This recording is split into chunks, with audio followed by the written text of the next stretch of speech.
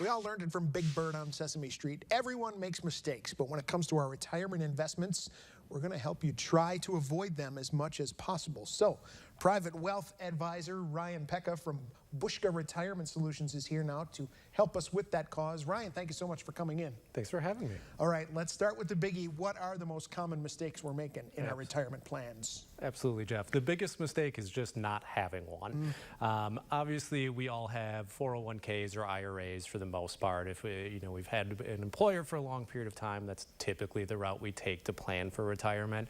Some people, though, that's not enough. We need to make sure that we've allocated the right amount to that, have enough to make sure that we're safe in retirement, and make sure we have some assets in a good spot in case the market isn't in a great condition.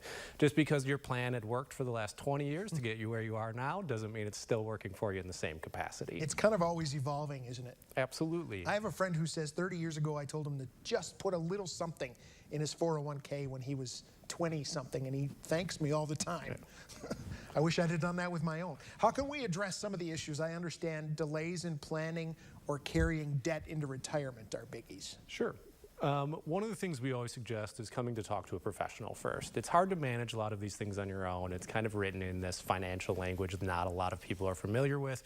If you don't have a lot of experience, it's hard to know exactly where to start even. So we always recommend doing that as a starting point.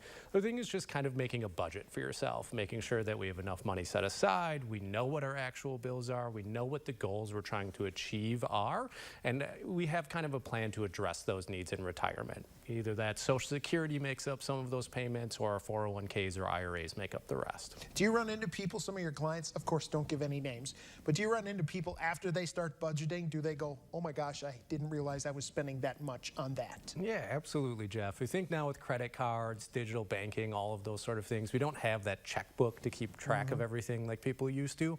So we give out budget sheets for our clients, and a lot of them are surprised on those. And even then, when we go through it, we typically add some things people don't think about. Christmas presents, birthday gifts, things like that aren't month-to-month expenses, but most people in the area are definitely spending money on. Shopping online doesn't make budgeting any easier. So what should we prioritize as we do get closer to retirement? Absolutely. Paying off any debts you have, especially high interest debts, that it's like credit card debts or home equity lines of credit that have higher interest rates, tend to be hard to maintain in retirement. We need to have an emergency fund as well. So looking at ways to provide those for yourself, whether that's reallocating or cutting some, online shopping out of the budget earlier in retirement or before retirement. But we want to make sure we have those kind of budgeted in when we're getting there, because it's hard to get out from under them in retirement. No one wants to go to an advisor and say, hey, I've got to go back to work now. It's pretty hard to do.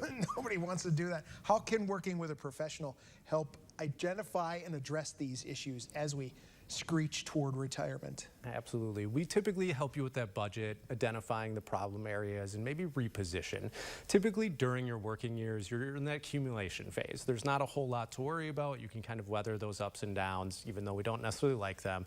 As we get closer to retirement, it's more about going to that income and preservation phase. So we help you reposition those, or at least start thinking about how to do that, and also maybe take a look at that budget and get you in line, help you prioritize what to pay off first and how to manage those debts. It's not always the best idea to pull a huge lump sum out of your 401k. Sometimes it maybe makes sense to just reduce other payments other places and devote it towards that until you're retired. The reason they're pros is they know what they're doing. Ryan Pecha, thank you so much for coming in. Thank you, Jeff.